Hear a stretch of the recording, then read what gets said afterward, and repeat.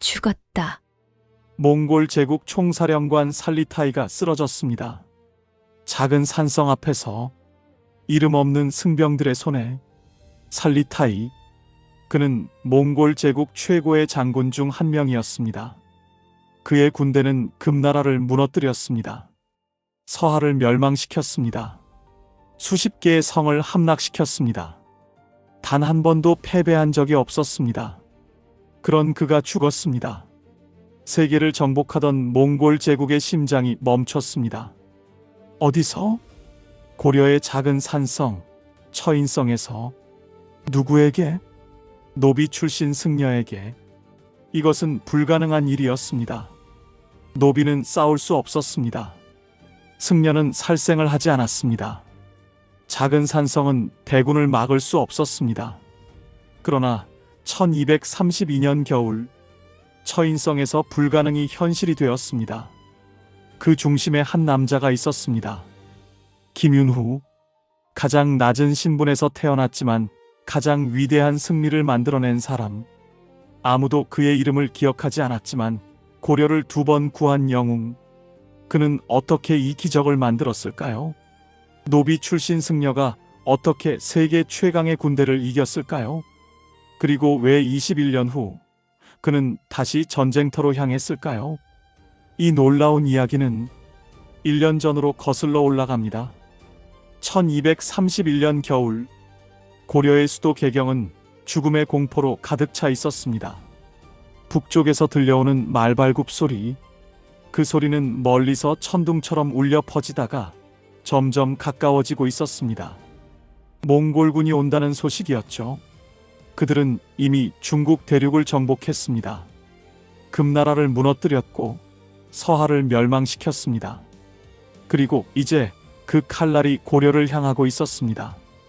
거리에는 피난 가는 사람들로 북적였습니다. 무거운 짐을 진 백성들, 우는 아이들, 절망에 찬 표정의 노인들, 모두가 같은 생각을 하고 있었습니다. 이제 고려는 끝났다. 하지만 그들은 몰랐습니다. 이 절망적인 순간에 한 남자가 역사를 바꿀 준비를 하고 있다는 사실을. 그의 이름은 김윤후. 노비 출신으로 태어나 승려가 된 승병 지휘관. 누구도 주목하지 않았던 사람이었습니다. 그러나 그는 2번에 걸쳐 고려를 구원하게 됩니다. 첫 번째는 처인성에서, 2번째는 충주성에서. 오늘 우리는 그 놀라운 이야기를 함께 따라가 보겠습니다.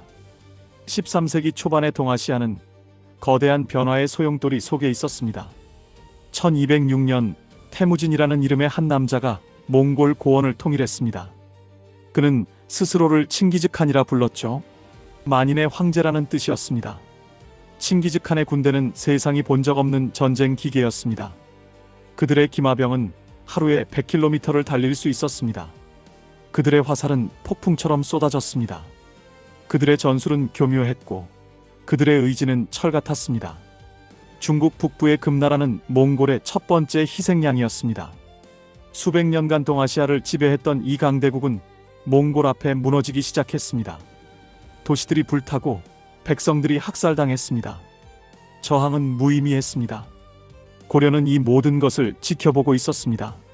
멀리서 들려오는 비명 소리를, 연기 기둥이 하늘을 뒤덮는 광경을, 그리고 점점 가까워지는 파멸의 발걸음을. 고려 조정은 두려움에 떨었습니다. 그들은 선택의 기로에 서 있었죠. 싸울 것인가, 항복할 것인가. 그러나 그 어떤 선택도 쉽지 않았습니다. 하지만 고려의 문제는 외부의 적만이 아니었습니다. 내부도 썩어가고 있었습니다. 1170년 무신정변 이후 고려는 무신들이 지배하는 사회가 되었습니다. 문신들은 권력을 잃었고 무신들이 그 자리를 차지했습니다. 최충헌, 최후로 이어지는 최씨 무신 정권. 그들은 왕을 허수아비로 만들고 실질적인 권력을 장악했습니다. 백성들의 삶은 나날이 피폐해졌습니다. 세금은 늘어났고 부역은 가혹해졌습니다. 귀족들은 사치를 즐겼지만 농민들은 굶주렸습니다. 그리고 이런 불만은 곳곳에서 반란으로 터져나왔습니다. 만적의 난, 김삼이의 난, 효심의 난. 백성들의 분노는 끝이 없었습니다. 이런 상황에서 몽골군이 쳐들어왔습니다. 외환과 내후가 동시에 고려를 짓누르고 있었던 것이죠. 최씨 정권은 결정을 내렸습니다. 개경을 버리고 강화도로 천도하기로. 섬으로 들어가면 몽골군도 우리를 어찌하지 못할 것이다. 최후는 이렇게 말했습니다. 그러나 이 결정은 백성들을 버리는 것이나 다름없었습니다. 귀족들만 강화도로 피신하고 백성들은 육지에 남겨졌습니다. 몽골군의 칼날 앞에 무방비로 내던져진 것이죠. 1231년 8월 몽골군 총사령관 살리타이가 이끄는 대군이 고려 국경을 넘었습니다. 그 숫자는 정확히 알 수 없지만 최소 수만 명으로 추정됩니다. 그들은 마치 메뚜기 떼처럼 고려 땅을 뒤덮었습니다. 첫 번째 목표는 철주성이었습니다. 철주성 성주박선은 결사항전을 결심했습니다. 우리가 여기서 무너지면 고려 전체가 무너진다. 그의 외침에 장수들이 화답했습니다. 성벽 위에서 화살이 비처럼 쏟아졌습니다. 끓는 기름이 사다리를 타고 오르는 몽골군 위에 부어졌습니다. 돌멩이가 떨어지고 창이 날아갔습니다. 박서와 그의 부하들은 기적적으로 철주성을 지켜냈습니다. 몽골군은 결국 철주성 함락을 포기하고 남쪽으로 방향을 틀었습니다. 하지만 이것은 시작에 불과했습니다.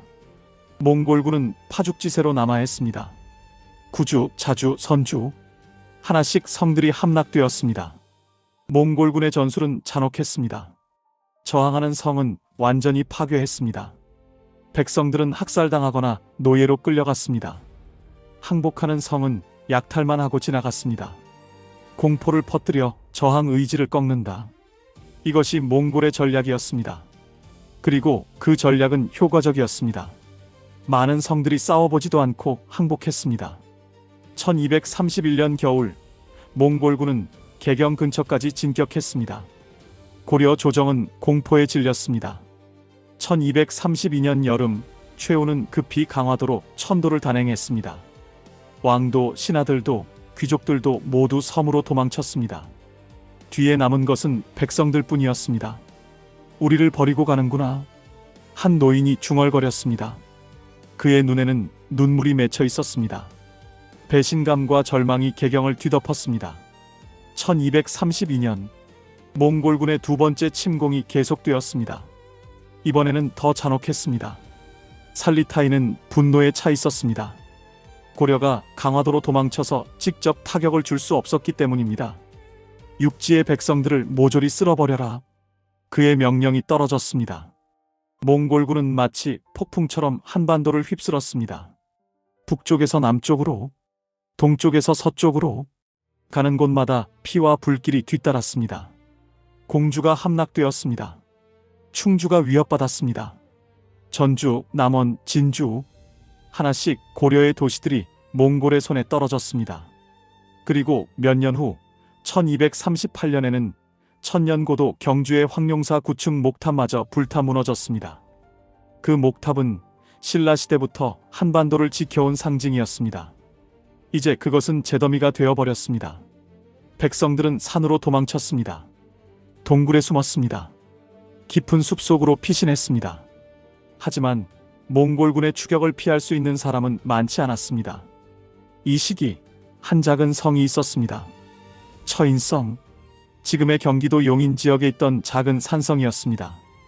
이 성은 군사적으로 중요한 요충지가 아니었습니다. 큰 군대가 주둔하지도 않았습니다.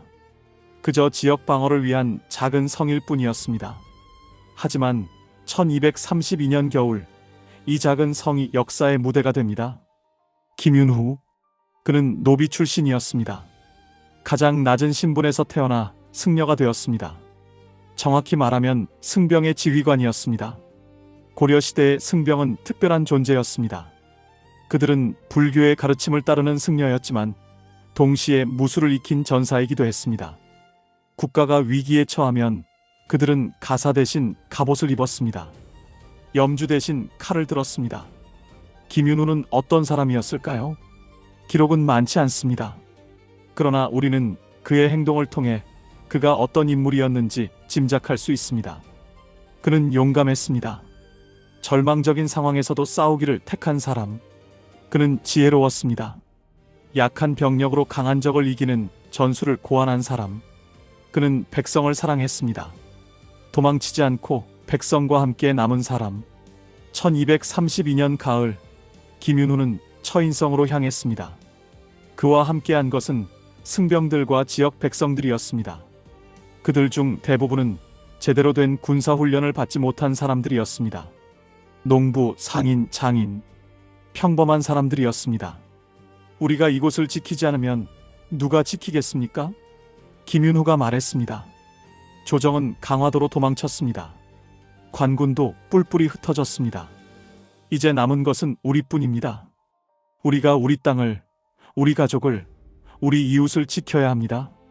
그의 말에 사람들이 고개를 끄덕였습니다. 두려움은 있었지만 결의도 있었습니다. 처인성 준비가 시작되었습니다. 성벽을 보수했습니다. 무기를 점검했습니다. 식량을 모았습니다. 물을 확보했습니다. 김윤후는 세심하게 모든 것을 준비했습니다. 우리는 숫자에서 열세입니다. 장비에서도 열세입니다. 하지만 우리에게는 한 가지 이점이 있습니다. 바로 이 성입니다. 산성의 지형을 최대한 활용해야 합니다. 그는 성 주변의 모든 지형을 연구했습니다. 어디서 적이 올라올 것인가? 어디가 가장 취약한가? 어떻게 적의 공격을 막을 것인가? 밤낮으로 그는 생각하고 또 생각했습니다. 같은 시기 살리타이는 승승장구하고 있었습니다. 그는 몽골 제국 최고의 장군 중 한 명이었습니다. 칭기즈칸의 신임을 받았고 수많은 전투에서 승리했습니다. 그에게 고려 정복은 쉬운 일처럼 보였습니다. 이 약한 나라를 굴복시키는 것은 시간 문제다. 그는 자신만만했습니다. 그의 군대는 한반도를 누비며 파괴를 일삼았습니다.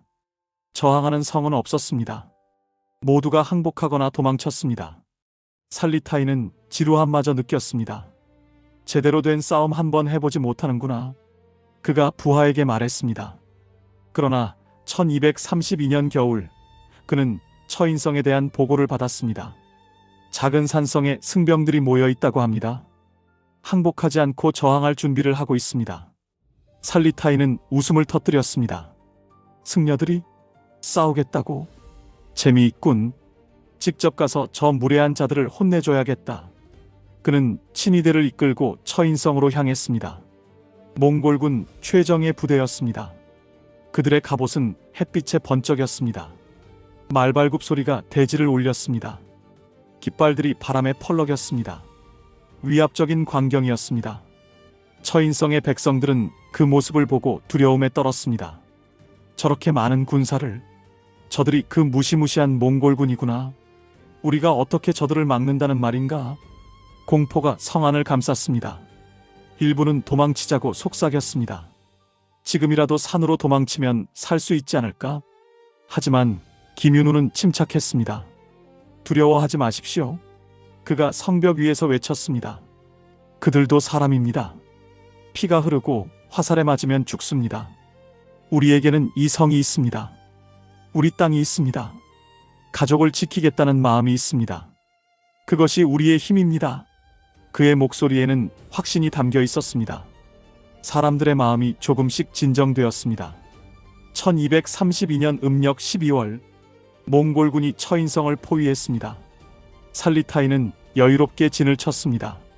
내일이면 끝날 것이다. 그는 그렇게 생각했습니다. 다음 날 아침 공격이 시작되었습니다. 몽골군의 화살이 폭풍처럼 쏟아졌습니다. 하늘이 어두워질 정도였습니다. 화살들이 성벽에 박히고 방패에 부딪혔습니다. 엎드려라. 김윤후가 외쳤습니다. 사람들이 성벽 아래로 몸을 숨겼습니다. 화살 세례가 지나가자 몽골군이 사다리를 들고 돌격했습니다. 막아라. 처인성 수비군이 돌을 던졌습니다. 끓는 물을 부었습니다. 창으로 사다리를 밀어냈습니다. 몽골군이 성벽을 기어 올랐습니다. 한 몽골 병사가 성벽에 올라섰습니다. 칼을 휘둘렀습니다. 그러나 승병 하나가 달려들어 그를 밀쳐냈습니다. 몽골 병사는 비명을 지르며 떨어졌습니다. 전투는 치열했습니다. 한치의 양보도 없었습니다. 성벽 위에서 피가 흘렀습니다. 비명소리가 울려 퍼졌습니다. 칼과 칼이 부딪히는 소리, 화살이 날아가는 소리, 죽어가는 사람들의 신음, 전쟁의 모든 공포가 처인성에 집중되었습니다. 하지만 처인성은 버텼습니다. 첫날의 공격을 막아냈습니다. 둘째 날도 마찬가지였습니다. 셋째 날, 넷째 날, 몽골군은 계속 공격했지만 처인성은 무너지지 않았습니다. 살리타이는 점점 초조해졌습니다. 이 작은 성 하나를 왜 함락시키지 못하는가? 그가 분노했습니다. 더 강하게 공격하라. 밤낮으로 쉬지 말고 공격하라. 공격의 강도가 높아졌습니다. 처인성의 희생자도 늘어났습니다. 부상자가 속출했습니다. 식량과 화살이 바닥나기 시작했습니다. 이대로 가면 우리가 먼저 무너질 것입니다. 한 장수가 김윤후에게 말했습니다. 김윤후는 고민에 빠졌습니다. 수비만으로는 한계가 있다. 우리가 먼저 기세를 꺾어야 한다. 그는 대담한 계획을 세웠습니다. 열흘째 되던 무렵 처인성에서 결정적인 일이 벌어졌습니다. 역사 기록에는 정확한 과정이 상세히 남아있지 않습니다. 다만 우리가 아는 것은 분명한 사실 하나입니다. 몽골군 총사령관 살리타이가 처인성 전투에서 전사했다는 것. 그를 죽인 것은 김윤후가 이끄는 승병들이었다는 것. 어떻게 그것이 가능했을까요? 아마도 김윤후는 대담한 야습을 감행했을 것입니다. 또는 치밀한 함정을 준비했을 수도 있습니다. 역사는 정확한 방법을 기록하지 않았습니다. 하지만 결과는 분명했습니다. 몽골 제국의 대장군 살리타이, 무수한 전장을 누비며 승리를 거둔 명장. 그가 작은 산성 앞에서 쓰러졌습니다. 노비 출신 승병들의 손에 대장군께서 쓰러지셨다. 몽골군 진영에 소식이 퍼졌습니다. 충격과 혼란이 휩쓸었습니다. 지휘관을 잃은 군대는 머리 없는 용과 같았습니다. 후퇴하라. 일단 물러나라. 몽골군이 뒤로 물러났습니다. 해가 떠올랐습니다. 처인성의 사람들은 믿을 수 없다는 표정으로 적진을 바라보았습니다. 몽골군이 후퇴하고 있었습니다. 우리가 이겼다. 함성이 터져나왔습니다. 사람들이 울었습니다. 기쁨의 눈물이었습니다. 살아남았다는 안도의 눈물이었습니다. 김윤후는 성벽에 서서 떠나는 몽골군을 지켜보았습니다. 그의 얼굴에는 피로가 가득했습니다. 하지만 그의 눈빛은 살아있었습니다. 이것은 시작일 뿐입니다. 그가 옆에 선 부하에게 말했습니다. 몽골은 다시 올 것입니다. 그러나 오늘 우리는 증명했습니다. 우리도 싸울 수 있다는 것을, 이길 수 있다는 것을. 처인성 전투의 소식은 빠르게 퍼져나갔습니다. 강화도의 피신해 있던 조정에도 전해졌습니다. 처음에는 믿지 않았습니다. 승병들이 몽골군 대장을 죽였다고? 말도 안 되는 소리다. 하지만 사실로 확인되자 조정은 놀라움을 감추지 못했습니다. 백성들 사이에서도 소문이 퍼졌습니다. 처인성에서 몽골군 대장을 죽였다더라. 김윤후라는 승병 장군이 해냈다더라. 우리도 몽골을 이길 수 있구나. 희망이 싹트기 시작했습니다. 절망으로 가득했던 고려 땅에 작은 빛이 비쳤습니다. 처인성 전투는 위대한 승리였습니다. 하지만 전쟁이 끝난 것은 아니었습니다. 몽골은 물러갔지만 고려와의 전쟁을 포기하지 않았습니다. 1231년부터 1259년까지 약 30년간 몽골은 6차례나 고려를 침공했습니다. 매번 더 많은 군대를 보냈습니다. 매번 더 잔혹하게 공격했습니다. 고려는 피폐해졌습니다. 들판은 황폐해졌습니다. 도시는 폐허가 되었습니다. 백성들은 떠돌았습니다.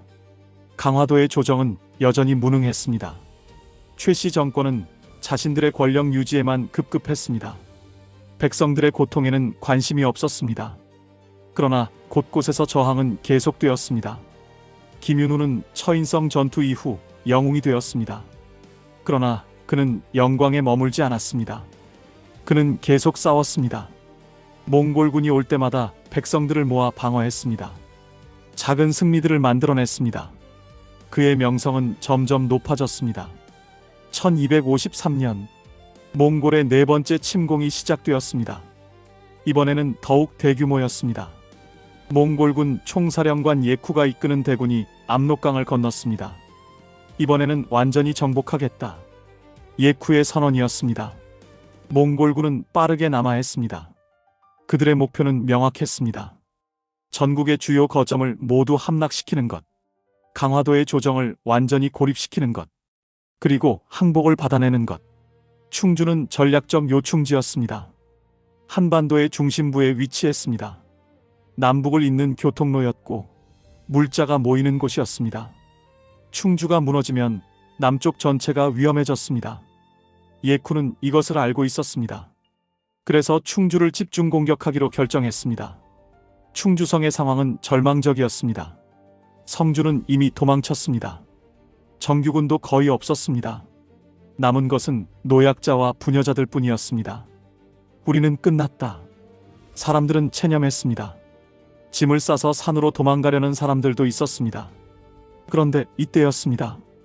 한 사람이 충주성으로 들어왔습니다. 김윤우였습니다. 장군님께서 오셨습니다. 소식이 퍼지자 사람들이 모여들었습니다. 김윤우는 이제 중년의 나이가 되어 있었습니다. 얼굴에는 세월의 흔적이 역력했습니다. 수많은 전투를 치른 상처들이 있었습니다. 하지만 그의 눈빛만큼은 21년 전 처인성에서와 같았습니다. 아직 포기하지 마십시오. 그가 사람들에게 말했습니다. 21년 전 우리는 처인성에서 기적을 만들었습니다. 그때도 모두가 불가능하다고 했습니다. 그러나 우리는 해냈습니다. 오늘도 마찬가지입니다. 우리가 이 성을 지킬 수 있습니다. 그의 말에는 힘이 있었습니다. 전투에서 얻은 확신이 있었습니다. 사람들의 표정이 조금씩 변했습니다. 하지만 우리는 너무 약합니다. 한 노인이 말했습니다. 싸울 줄 아는 사람이 얼마나 됩니까? 김윤우가 미소 지었습니다. 21년 전 처인성의 수비군도 그랬습니다. 농부, 상인, 승려들이었습니다. 그러나 그들은 싸웠고 이겼습니다. 중요한 것은 기술이 아닙니다. 지킬 것이 있다는 마음입니다. 그 마음이 우리를 강하게 만듭니다. 사람들이 고개를 끄덕였습니다. 희망이 다시 싹트기 시작했습니다. 김윤우는 즉시 방어 준비를 시작했습니다. 처인성에서의 경험을 총동원했습니다. 성벽을 점검하고 보강했습니다. 무기를 만들고 비축했습니다. 방어 전술을 교육했습니다. 적이 오르는 곳마다 돌을 준비하십시오. 화살이 떨어지면 끓는 물을 사용하십시오. 성벽을 넘어오는 적은 절대 살려두지 마십시오. 노인들도 여인들도 아이들까지 모두가 방어 준비에 참여했습니다. 돌을 나르고 물을 끓이고 화살을 만들었습니다. 충주성은 하나로 뭉쳤습니다. 며칠 후 몽골군이 도착했습니다. 검은 구름처럼 사방을 뒤덮은 대군이었습니다. 예쿠는 성벽을 바라보았습니다.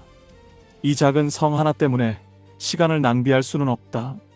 빨리 끝내라. 그의 명령이 떨어졌습니다. 공격이 시작되었습니다. 몽골군의 화살이 폭우처럼 쏟아졌습니다. 공성 무기들이 성벽을 두드렸습니다. 사다리가 세워졌습니다. 충주성의 수비군이 응전했습니다. 돌이 떨어지고 기름이 부어졌습니다. 화살이 날아가고 창이 휘둘렀습니다. 전투는 치열했습니다. 하루가 지나고 이틀이 지났습니다. 사흘째, 나흘째, 충주성은 버텼습니다. 예쿠는 점점 짜증이 났습니다. 왜 이렇게 오래 걸리는가? 저 작은 성 하나를 못 뚫는단 말인가? 공격은 더욱 격렬해졌습니다. 낮에도 밤에도 쉬지 않고 공격했습니다. 충주성의 희생자가 늘어났습니다. 피로가 쌓였습니다. 식량이 떨어지기 시작했습니다. 이대로 버틸 수 있을까요? 한 장수가 김윤우에게 물었습니다. 김윤우는 성벽 너머를 바라보았습니다. 몽골군 진영의 모닥불들이 보였습니다. 처인성 때와 같은 방법은 통하지 않을 것이다. 그들도 경계를 강화했을 테니까 다른 방법이 필요하다. 그는 깊은 생각에 잠겼습니다. 그리고 계책을 떠올렸습니다. 김윤우는 성 안의 모든 사람들을 모았습니다. 오늘 밤 우리는 적을 속일 것입니다. 그가 말했습니다. 성벽에 불을 밝히고 북을 치고 함성을 지르십시오. 마치 우리에게 원군이 도착한 것처럼 보이게 하십시오. 사람들이 의아해했습니다. 그것이 무슨 도움이 됩니까? 적들은 혼란스러워할 것입니다. 김윤호가 설명했습니다. 그들은 우리가 고립되어 있다고 생각합니다. 그런데 갑자기 원군이 온다면 그들의 사기가 흔들릴 것입니다. 시간을 벌 수 있습니다. 그날 밤 충주성이 갑자기 밝아졌습니다. 성벽마다 횃불이 켜졌습니다. 북소리가 울려 퍼졌습니다. 만세! 만세! 함성이 터져나왔습니다. 몽골군 진영이 술렁였습니다. 무슨 일인가? 원군이 온 것 같습니다. 어디서? 확인하러 나가봐야 합니다. 혼란이 일었습니다. 예쿠는 정찰대를 보냈습니다. 그러나 아무것도 발견하지 못했습니다. 속임수다. 예쿠가 이를 갈았습니다. 저들이 우리를 우롱하고 있다. 하지만 효과는 있었습니다. 몽골군의 사기가 조금 꺾였습니다. 의심과 불안이 스며들었습니다. 김윤우는 이런 심리전을 계속했습니다. 낮에는 견고하게 방어했습니다. 밤에는 소란을 피워 적을 교란했습니다. 가끔씩 소규모 야습을 감행해 잠을 못 자게 했습니다. 시간이 흘렀습니다. 일주일, 2주일, 충주성은 여전히 버티고 있었습니다. 예쿠는 초조해졌습니다. 이렇게 시간을 낭비할 수는 없다. 그는 다른 목표로 눈을 돌렸습니다. 일부 병력을 남겨두고 충주성을 포위한 채 그는 다른 곳으로 이동했습니다. 몽골군 주력이 떠나자 충주성에 대한 압박이 줄어들었습니다. 남은 포위군도 결국 철수했습니다. 충주성은 살아남았습니다. 두 번째 기적이었습니다. 김윤우는 또 한 번 불가능을 가능으로 만들었습니다. 우리가 해냈습니다. 사람들이 기뻐했습니다. 노인들은 눈물을 흘렸습니다. 젊은이들은 환호했습니다. 아이들은 뛰어다녔습니다. 김윤우는 조용히 성벽에 앉아 있었습니다. 피곤했습니다. 온몸이 쑤셨습니다. 하지만 마음만큼은 평화로웠습니다. 우리는 해냈다.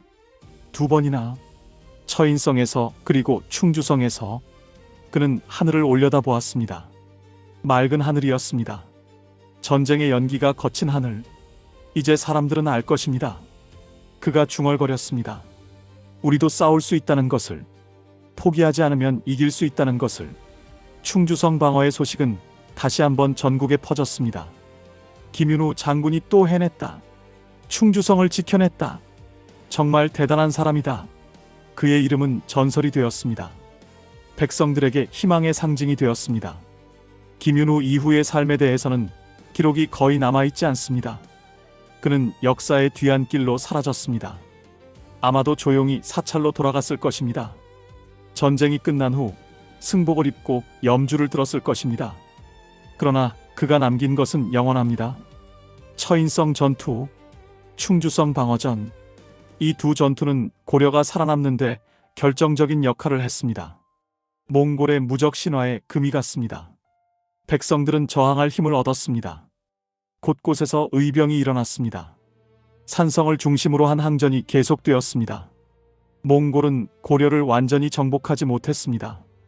약 30년의 전쟁 끝에 결국 협상으로 끝났습니다. 고려는 살아남았습니다. 물론 대가는 컸습니다. 고려는 몽골의 부마국이 되었습니다. 자주성을 많이 잃었습니다. 백성들의 고통은 이루 말할 수 없었습니다. 하지만 나라는 존속했습니다.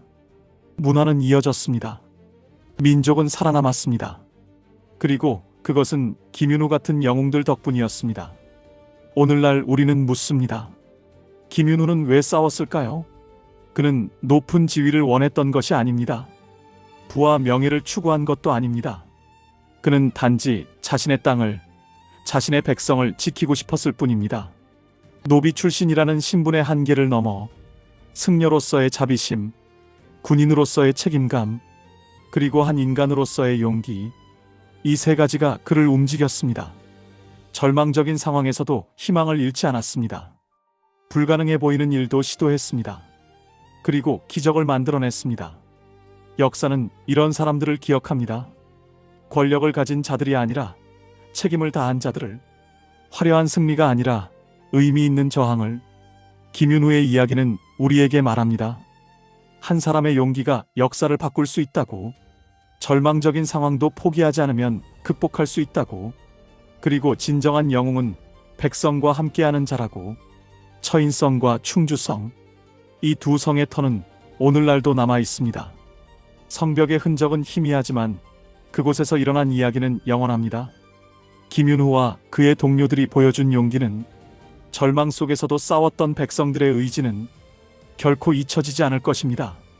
우리가 오늘날 대한민국에서 살아갈 수 있는 것, 우리의 문화와 언어를 지킬 수 있는 것, 그것은 김윤후 같은 선조들의 희생 덕분입니다.